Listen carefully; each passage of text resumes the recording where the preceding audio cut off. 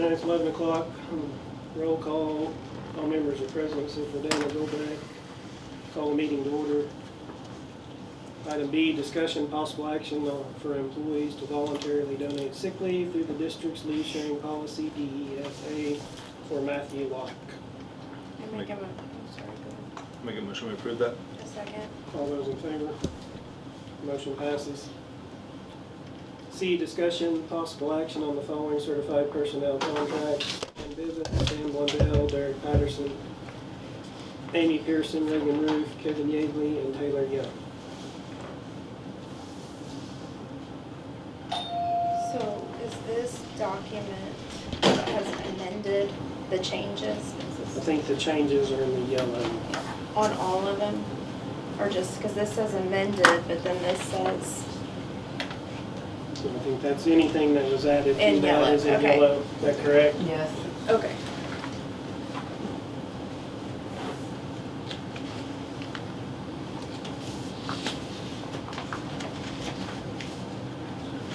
Is this amended with being proposed to approve? Yes. So that goes back to having an assistant AD and a post-games AD and paying summer camp? Summer camp's not included on there, correct? It is on here. Okay. And we have, at the bottom, it shows a total with the football summer camp and without. And then it goes back to the concession stand rate. Giving the extra for the weight room. Yeah, I forwarded you an email on that, We have some more and they have some emails. more information Yep. for us also. Was that Yes. just this morning?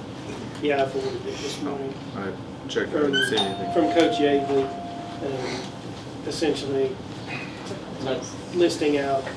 I didn't know she had, have the copies. Here are some other emails from the other coaches also.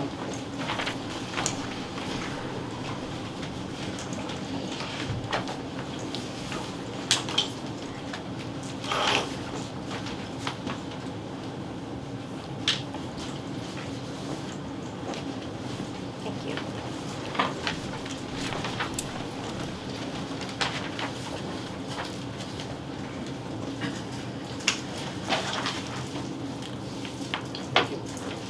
So in talking prior, we just said we didn't really feel like we needed two ADs, but now we feel that we do need the extra AD.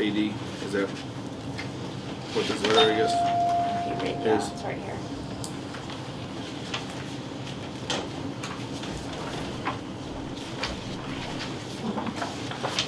Charles, I don't think I got your email.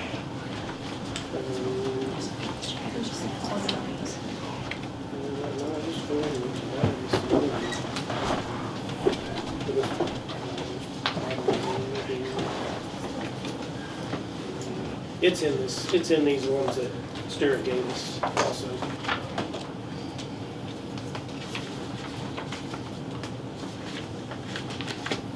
Your email is? Well, I received it from Mr. Harris. He had sent it to me.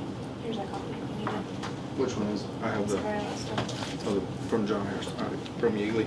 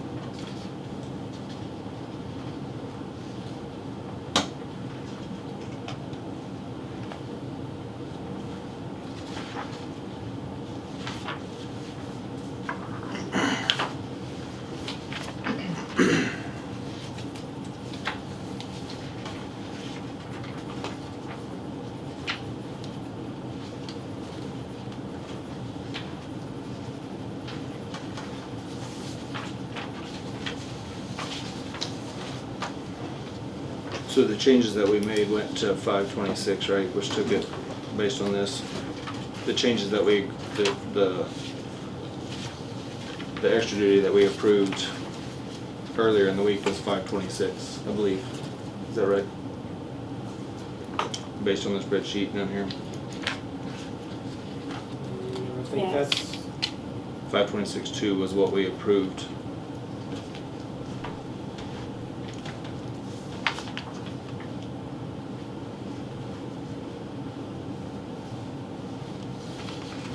I think that's the total of the proposed one. This is the total of the proposed one. If it includes the football camp. Yeah. Let's see, So 526 plus the 13,125. that's the would be 539. But that includes all the changes they've made.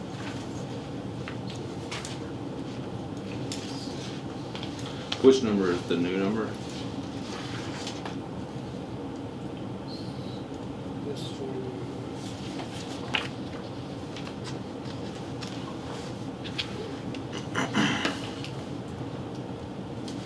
Where's Stan?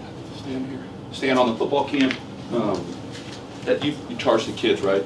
They pay a little to come We participate charge in them camp? pretty minimal because it's a mandatory deal. Mandatory. I mean, I can tell you a little bit about that if you want. That's okay. I know there's a minimal fee. I wasn't sure what the total was, but that's fine. And that goes into the football camp. And then are we paying the 1875 out of the football camp? Nope, general fund.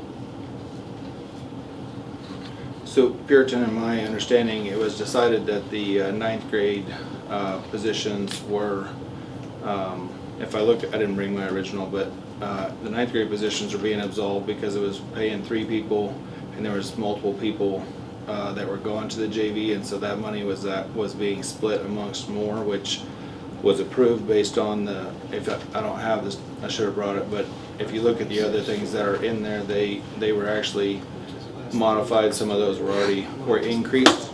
Some of those numbers, like for junior high and different positions, that was all, some of that money was already approved into other roles.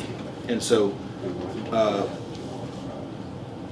again, I guess I'd say that better. My understanding is that we were taking that ninth grade stuff and splitting it so that everybody got a portion of it. We made that, we approved it. We looked at doing that, but it was never actually moved Okay. into any of those. That is something that Coach Ruff and I and Mr. Glover discussed, So and possibly doing for next year. okay. So the additions that were added to the Were other just roles. additions. Okay. So we added those additions in there, and now we're gonna add the ninth grade back into it. The ninth grade was never originally going to be taken out. It was taken off of the list when we were discussing And if we do possibly give them football, reallocating those. And then, adding the girls' rest, adding- like I said at the last board meeting, I didn't get it put back onto the list. So it should have been on the original list. Here's where we're at. So the last year's total was 551,200. With all the amendments that they proposed today, minus the football camp, we would be at 546,400. So minus the football camp. yeah, it's not including the 546. 13,125, we would be 546,400, which would be 4,800 less than last year.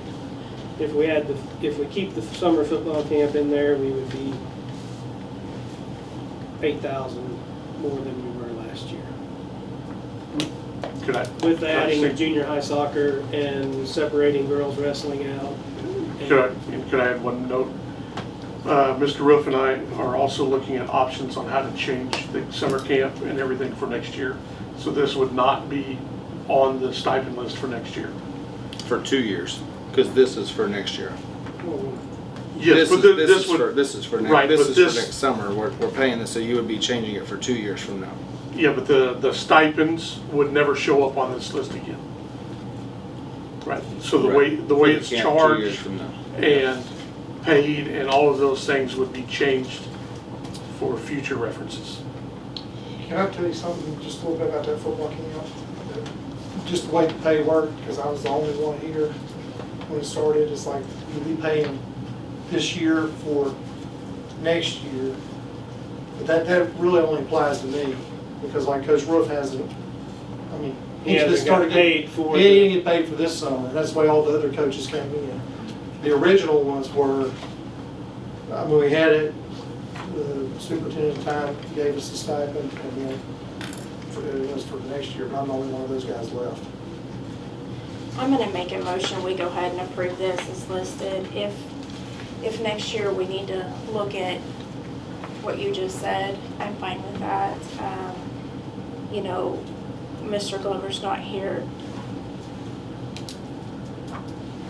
to let us know what was said, and I trust you guys, and I'm quite certain this was said. So therefore, I make a motion to approve the changes as listed. Yeah, I second that. I'd like to I'm gonna abstain from voting on this, just because of the situation. The board did go through this.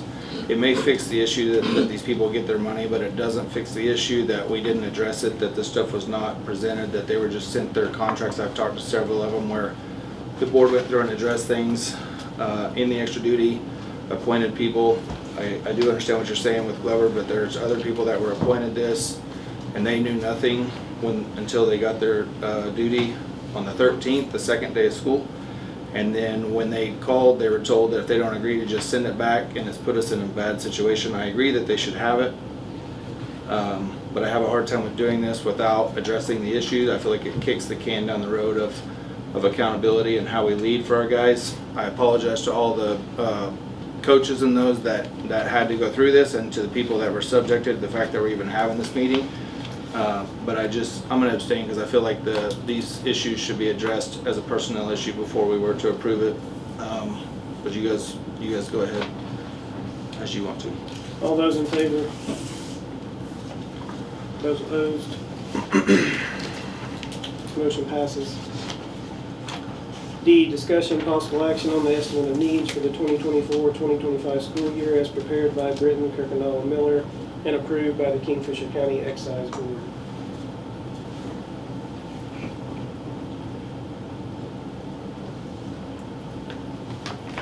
Do you guys have any concerns with what I mentioned last meeting about going forward with the new excise, the new estimate of needs?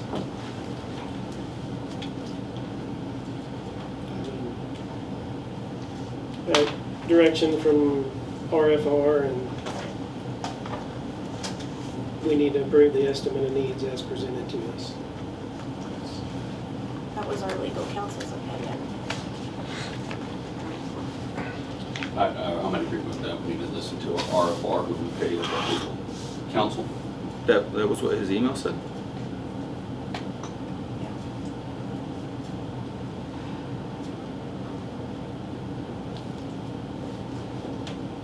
The Attorney General said as well. That was not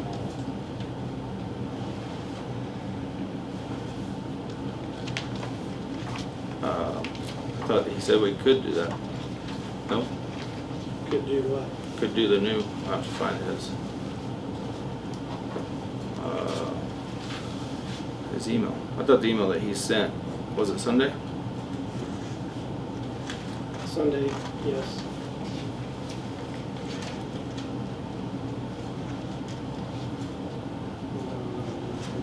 That's when the email chain started, I believe. This email was yesterday.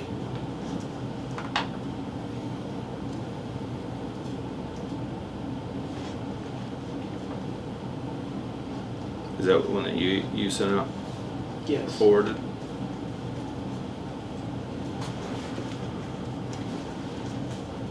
So he says, Dawn provided me with a copy of the estimate being considered. Yes, he had And then- requested it.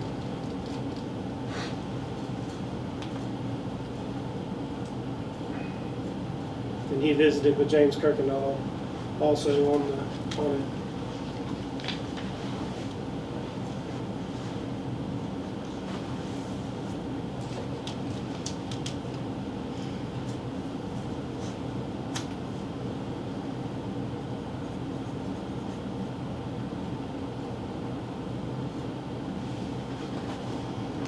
So I guess it just comes down to that, the estimate of needs that was being considered.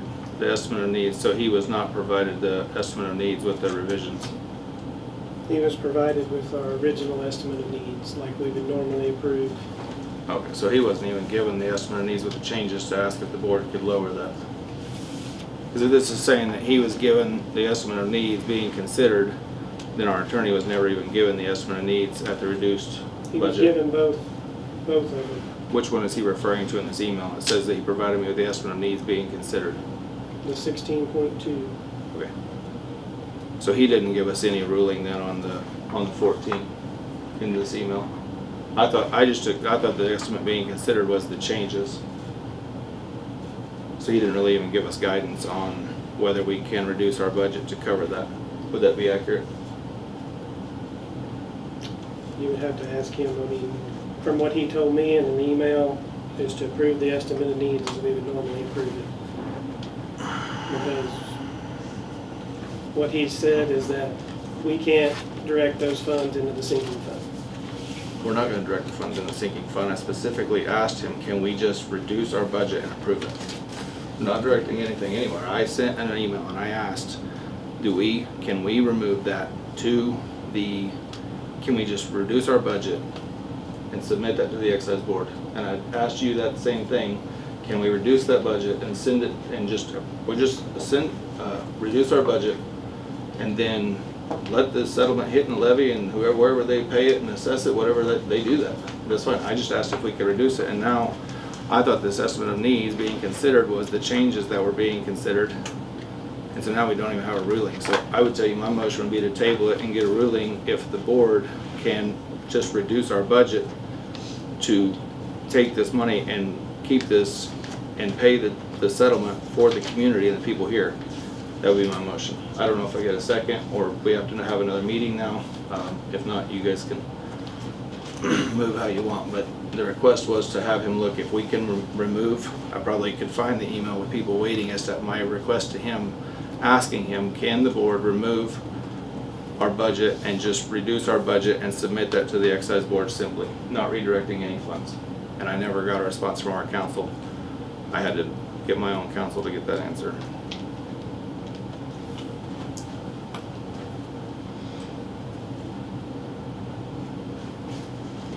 Brad, have a second?